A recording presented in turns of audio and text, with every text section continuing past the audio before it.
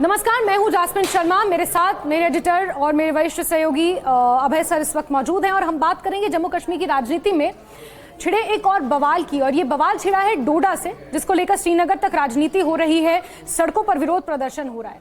मैं बात कर रही हूं डोडा से आम आदमी पार्टी के एकमात्र विधायक महराजुद्दीन मलिक का जो वीडियो वायरल हुआ था, जिसमें उन्होंने गाली गलौज की थी डीसी डोडा हरविंदर सिंह के खिलाफ। और उसके बाद ये पूरा मामला इस तरह आगे बढ़ा सर, और इसने इतना तूल पकड़ा कि डायरेक्टली पीएसए महराज मलिक के ऊपर लगाया गया और अब वो कठुआ जेल में बंद है। कैसे देख रहे हैं इस पूरे प्रकरण को सर?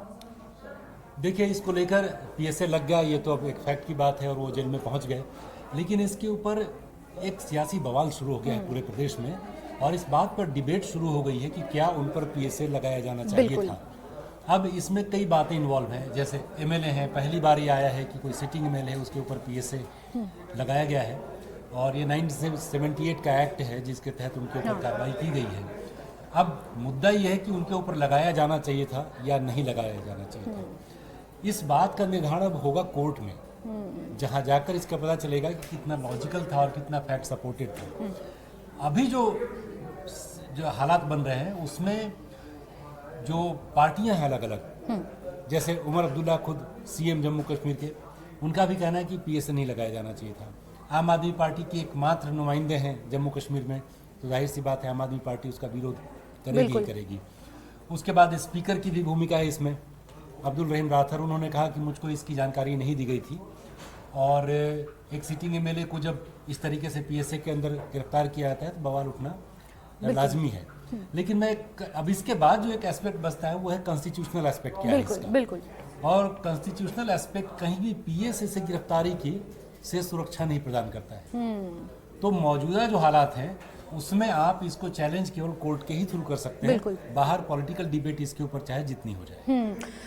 पार्लियामेंट्री प्रिविलेजेस का इसमें जिक्र आता है और उसके तहत तो प्रोविजंस हैं, लेकिन पीएसए को लेकर कोई क्लियर कट कोई नॉर्म्स, कोई सेक्शन, कोई इस तरह की चीजें भी नहीं है। दरअसल इसमें जो है, ये संसद में, भारतीय संसद में इंडियन कॉन्स्टिट्यूशन के आर्टिकल 105 के तहत ये क्या क्या विशेषाधिकार इसके सदस्यों को मिलता है उसकी जानकारी दी गई है। और उधर 194 में राज्य की विधानसभाओं में, बिल्कुल, भले ही जम्मू कश्मीर अभी केंद्र शासित प्रदेश है, लेकिन क्योंकि वहाँ एक चुनी हुई विधानसभा है तो उसी के अंतर्गत वहाँ भी हम देख सकते हैं कि क्या क्या विशेषाधिकार उसके सदस्यों को दिया गया है। गिरफ्तारी के कुछ मामलों में जरूर सुरक्षा प्रदान की गई है, लेकिन पूर्ण सुरक्षा नहीं प्रदान की गई। 40 डेज का एक टेन्योर है कि विधानसभा सत्र के 40 डेज पहले और 40 डेज बाद आपको गिरफ्तार नहीं कर सकते। वो दीवानी मामलों में, सिविल जो मुद्दे हैं उसमें है। लेकिन अगर किसी के ऊपर कोई मान लीजिए क्रिमिनल केस और एक रिश्वत लेने का भी मामला अगर उसके ऊपर है तो भी उसमें सुरक्षा नहीं मिलती है। बिल्कुल। लेकिन पीएसए को लेकर कोई क्लियर कट नॉर्म्स है, कोई क्लियर कट गाइडलाइंस इस तरह की नहीं है, ये कोर्ट में ही सिर्फ चैलेंज हो सकता है। लेकिन सर इसके दो पहलू अब सामने आ रहे हैं। एक, जो कुछ सोशल मीडिया की मैं रिपोर्ट्स देख रही थी उसमें ये कहा जा रहा है कि अच्छा, जिस तरीके से महराज मलिक को गिरफ्तार किया गया, पीएसए उनके ऊपर लगाया गया, वो अभिव्यक्ति की आज़ादी के ऊपर भी चोट है। उन्होंने तो अपना एंगर और अपना एंग्विश उन्होंने जिस तरह से सोशल मीडिया पर निकाला, वो तो हमेशा से ऐसे ही रहे हैं। इससे पहले डीडीसी मेंबर थे और उससे पहले एक सोशल एक्टिविस्ट थे, तो उनकी तो पृष्ठभूमि इस तरह की रही है कि इज वेरी एग्रेसिव। मतलब जहां भी कहीं अत्याचार होते हुए देखते हैं तो वो एकदम एग्रेसिव हो जाते हैं। मतलब इस तरह की कुछ चीजें सोशल मीडिया पर चल रही हैं। ये जो बातें हैं, ये दलील हम सोशल मीडिया के ऊपर अपनी रैलियों में चाहे जितना भी दे दें, लेकिन अभिव्यक्ति की आज़ादी जो है आपकी, उसको कोई ब्रिज कर रहा है, वो दबाया जा रहा है। इसका फैसला कौन करेगा? इसका फैसला अदालतें ही करती हैं। और फिलहाल जो उनके ऊपर पीएसए लगाया गया है उसका तर्क यही है कि जैसे अभी बहुत ज़्यादा विरोध प्रदर्शन हो रहे हैं, अब विरोध प्रदर्शन भी वैसे कहें तो किसी डेमोक्रेसी में लोगों का अधिकार है, राजनीतिक पार्टियों का अधिकार है। अगर आप अहिंसक तरीके से किसी भी बात के खिलाफ विरोध प्रदर्शन करते हैं तो जायज़ है, बिल्कुल। लेकिन क्या वहाँ, चूंकि इसका नेचर प्रिवेंटिव है, पीएसए का नेचर प्रिवेंटिव है, अगर प्रशासन को लगता है कि उसको आशंका है इस बात की कि यहाँ लॉ एंड ऑर्डर का कोई ऐसा सिचुएशन उत्पन्न हो सकता है जिससे लोगों की सुरक्षा खतरे में पड़ जाए, तो ये इन्वोक किया जा सकता है एनएसए को, पीएसए को। आप वहाँ पर उसको इन्वोक कर सकते हैं और उसको लागू करने में, उसके तहत किसी को हिरासत में लेने में कोई ऐसा प्रतिबंध नहीं है। तो उसके खिलाफ अगर किसी को भी लगता है कि मैं पीड़ित हूँ या मेरे ऊपर गलत तरीके से इसका इस्तेमाल किया जा रहा है, तो उसको अदालत का ही रुख उसको करना बिल्कुल पड़ेगा। सर। अब इस पूरे केस को जितना मैं समझ पा रही हूँ, मैंने 3 पोर्शंस में डिवाइड किया है। एक इसका राजनीतिक पहलू कि हर तरफ राजनीतिक बयानबाजी इसको लेकर हो रही है। विधानसभा स्पीकर क्योंकि नेशनल कॉन्फ्रेंस के हैं तो वो भी कह रहे हैं कि मुझे इंटीमेट नहीं किया गया था। इस बीच जो डीसी डोडा हैं उन्होंने बाकायदा उनका एक पोस्ट वायरल हो रहा है सोशल मीडिया में कि मैंने इसको लेकर इंटीमेट किया था विधानसभा स्पीकर को। उमर अब्दुल्ला का बयान इस पर आना, वहीदुर रहमान पर्रा का इस पर बयान आना, महबूबा मुफ्ती का बयान इस पर सामने आना, ये तमाम चीज़ें एक राजनीतिक पहलू हो गया। दूसरा, इसमें अब जिस तरह से महराज मलिक की कॉन्स्टिट्यूएंसी के लोग, उनके जो गांव के लोग हैं भलेसा जहां से वो ताल्लुक रखते हैं, वहां और आसपास के जो लोग हैं वो विरोध प्रदर्शन इसको लेकर कर रहे हैं, सड़कों पर उतर आए हैं कि हमारी आवाज़ को दबाया जा रहा है एक तरीके से।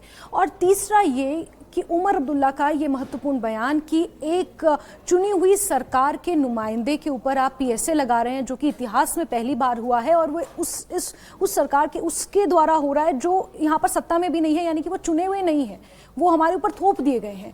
वो राज्यपाल प्रशासन को, ब्यूरोक्रेसी को एक तरह से कह रहे हैं उमर अब्दुल्ला। इन 3 भागों में अगर इसको डिवाइड करके देखें तो क्या सही होगा? देखिए, सबसे पहले तो ये बात वहाँ के स्पीकर की कि मुझको इत्तला नहीं दी गई। वो भी जानते हैं कि वो सही बोले या गलत बोले, उसका प्रभाव उनके ऊपर सीधे कानूनी रूप से कुछ नहीं होने जा रहा है। इस एक्शन को भले ही अदालत में चुनौती दी जाए, वहाँ जाकर जो भी फैसला हो, लेकिन स्पीकर का जो कहना है, और एक मैं भी ये भी कह दूं कि अगर डीसी कह रहे हैं कि हमने उनको इत्तला दी थी, पोस्ट करें, तो एक सरकारी अधिकारी है, गैर जिम्मेदार बात तो वो भी नहीं करेंगे। और ये कोई इत्तला देने वाली बात ऐसी नहीं है जिसमें हम आप एक दूसरे से एक इनफॉर्मल कम्युनिकेशन करते हैं। राइट। डीसी ने अगर विधानसभा अध्यक्ष को इसकी जानकारी दी है तो एक ऑफिशियल तरीका है, उसको एक उसका प्रोटोकॉल है कि आप किस तरीके से वहाँ अपना संवाद, अपनी बात वहाँ पर पहुँचा रहे हैं। तो ये जैसे आगे कोई अगर इसके ऊपर अदालत में बात जाती है, इन्वेस्टिगेशन होती है, तो खुल के सामने आएगी बात कि क्या डीसी ने गलत सूचना दी, क्या गलत तरीके से लोगों के सामने आकर सोशल मीडिया पोस्ट में कह दिया कि हमने जानकारी दी थी और विधानसभा अध्यक्ष को जानकारी नहीं मिली, या फिर विधानसभा अध्यक्ष को जानकारी दी गई लेकिन उन्होंने राजनीतिक दबाव के चलते और राजनीतिक समीकरण को देखते हुए कहा कि नहीं, हमें इसकी जानकारी नहीं दी गई थी। तो एक तो अहम बात ये हो गई है। दूसरी बात उमर अब्दुल्ला की ये जो बात है कि पहली बार ऐसा हुआ है, तो ऐसी कई बातें पहली बार होती हैं। किसी सिटिंग एमएलए को या किसी को मुख्यमंत्री रहते हुए जेल में भेजना, ये भी पहली बार होता है। बिल्कुल। तो अगर उनके खिलाफ कोई ऐसा मामला बनता है तो कई बातें ऐसी हुई हैं जहां क्रिमिनल एक्ट के तहत ऐसे कदम उठाए गए हैं। अब बात भले ही पहली बार की नहीं हो, लेकिन जब आर्टिकल 370 को वहां से एब्रोगेट किया गया, उसमें फारूक अब्दुल्ला, खुद उमर अब्दुल्ला और महबूबा मुफ्ती को नज़रबंद किया गया था, जबकि उस समय Farooq Abdullah member of parliament थे। हाँ। तो उसकी सूचना विधानसभा अध्यक्ष को, माफ कीजिएगा, लोकसभा अध्यक्ष को दी गई थी। उसके बाद आप देखिए, जब चीफ मिनिस्टर थे झारखंड में ये मामला हुआ था, तो हेमंत सोरेन भी गिरफ्तार हुए थे, ईडी की कार्रवाई हुई थी। वही नहीं था उसकी, और आप जाके देखें तो आप नवनीत राणा को देखें, जो एमपी से, महाराष्ट्र से एमपी हैं, और उनके हस्बैंड दोनों को ही गिरफ्तार किया गया था। और उनकी सूचना नवनीत राणा की सूचना भी, चूंकि वो मेंबर ऑफ पार्लियामेंट थी, लोकसभा अध्यक्ष को दी गई थी। तो ऐसा है कि सिटिंग एमपी एमएलए रहते हुए बहुत लोगों की गिरफ्तारियां हुई हैं और इसी तरह के कानून के अंतर्गत हुई हैं।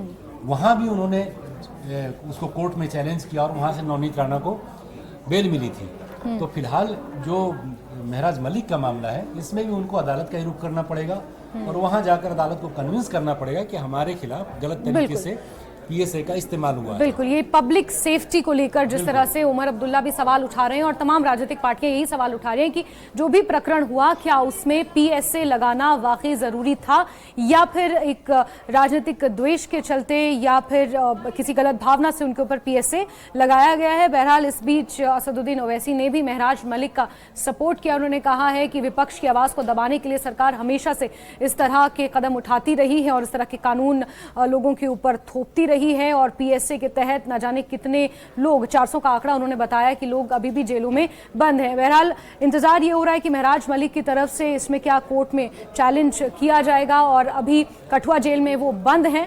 इसको लेकर प्रतिक्रियाओं का सिलसिला और आरोप प्रत्यारोप का सिलसिला भी लगातार जारी, और आगे क्या कुछ होगा वो भी आपको पॉडकास्ट के माध्यम से, न्यूज़ के माध्यम से बताते रहेंगे। लेकिन फिलहाल के लिए आपका बहुत शुक्रिया।